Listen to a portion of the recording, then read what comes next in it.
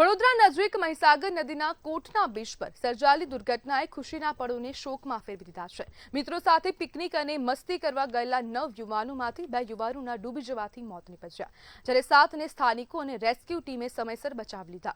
યુવકો નાહવા માટે નદીમાં ઉતર્યા હતા ત્યારે અચાનક પાણીની ઊંડાઈ અને પ્રવાહ વધતા કેટલાક છે। જોકે જે પ્રમાણે વિઝ્યુઅલ સામે આવ્યા છે તો તે વિઝ્યુઅલમાં દેખાઈ આવતું નથી કે કોઈ પણ હોર્ડિંગ ત્યાં લગાવવામાં આવ્યા હોય અને તેને જ લઈને તંત્રની બેદરકારી પણ હવે છતી થતી હોય તેવું લાગી રહ્યું છે। અને આ જે 9 જેટલા લોકો છે તે લોકો જે મિત્રો હતા તે ખાસ કરીને પિકનિક મનાવવા ગયા હતા અને તે દરમિયાન હવે અચાનક જ પાણીમાં નાહવા ગયા તે દરમિયાન અચાનક પાણીની ઊંડાઈ વધી ગઈ અને અચાનક પ્રવાહ વધી ગયો, જેના કારણે 2 લોકોના મોત થયા છે। અન્ય 7 લોકોને સ્થાનિકો દ્વારા બચાવવામાં આવ્યા છે। સ્થાનિકો પણ તાત્કાલિક ધોરણે ત્યાં પહોંચી ગયા હતા અને આ યુવકોની મદદ કરી હતી અને આ મદદ કરનાર લોકોનો પણ હવે જે પરિવાર છે, ખાસ કરીને જે લોકોને બચાવવામાં આવ્યા છે તે લોકોના પરિવારજનો આભાર પણ વ્યક્ત કરી રહ્યા છે। પરંતુ 2 જે યુવક છે, 2 મિત્રો છે તે લોકોના મોત થયા છે। 2 પરિવારોએ પોતાના વાલસોયા દીકરા ગુમાવી દીધા છે। અવારનવાર આવી ઘટનાઓ બનતી હોય છે અને અગાઉ પણ જે પ્રમાણે મેં કહ્યું કે અગાઉ પણ આ રીતની હવે દુર્ઘટનાઓ સર્જાયેલી છે, છતાં પણ બેદરકારી દાખવવામાં આવી રહી છે। તંત્ર દ્વારા કોઈ પણ પ્રકારના પગલાં લેવાતા નથી।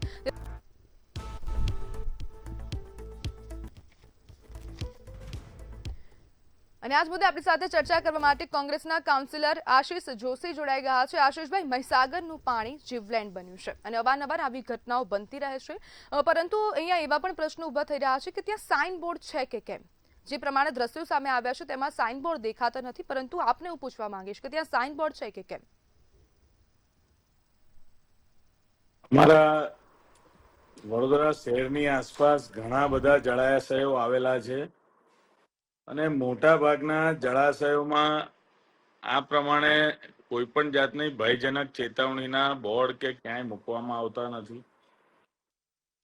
આ શહેર જિલ્લાની અંદર ઘણી જગ્યાએ વર્ષો પહેલા રેતી માફિયા, ભૂમાફિયાઓએ અને રેતી માફિયાઓએ પણ ખનન કરીને પણ એવા જગ્યાએ ખાડા કરેલા છે કે માણસ અચાનક ક્યાંક નદીમાં કે ક્યાંક અંદર એનો પગ ગરકી જાય તો એ ખૂબ ઊંડો ઉતરી જતો હોય છે, જેના કારણે પણ આ બધી ઘટનાઓ બનતી હોય છે। પણ વાત કરીએ સાઇન બોર્ડની તો ક્યાંય મોટા ભાગની જળાશયોમાં ક્યાંય પણ સાઇન બોર્ડ જોવા મળતા નથી।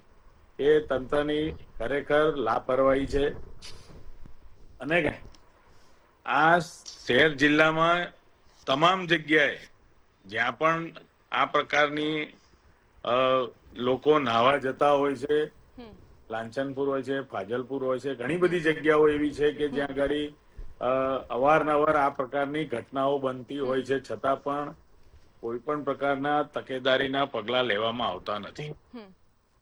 આશિષભાઈ, હવે તમે એક કાઉન્સિલર તરીકે હવે રજૂઆત કરશો કે પછી અહીંયા ભાઈ સાઇન બોર્ડ લગાવ, લોકોના જીવ ન જાય?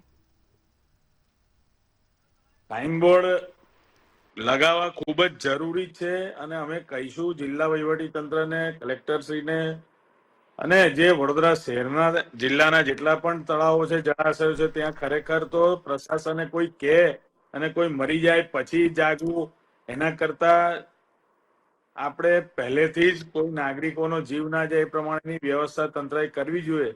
છતાં પણ જો અમે અમારી તરફથી અમે રજૂઆત કરીશું કે આ બહુ ગંભીર બાબત છે। હાલમાં જ આપ જોયું હશે જબલપુરમાં જે થયું છે, વડોદરા શહેરમાં બી જ્યારે વડોદરા શહેરમાં પણ જ્યારે હરણી બોટકાંડ થયું હતું એના પછી પણ ઘણા સમય સુધી બોટિંગ પર પણ પ્રતિબંધ હતો, પણ હવે આ જે થયું છે એ ખૂબ જ ગંભીર બાબત છે અને તંત્રએ, જિલ્લા વહીવટી તંત્રએ જાગવું જોઈએ।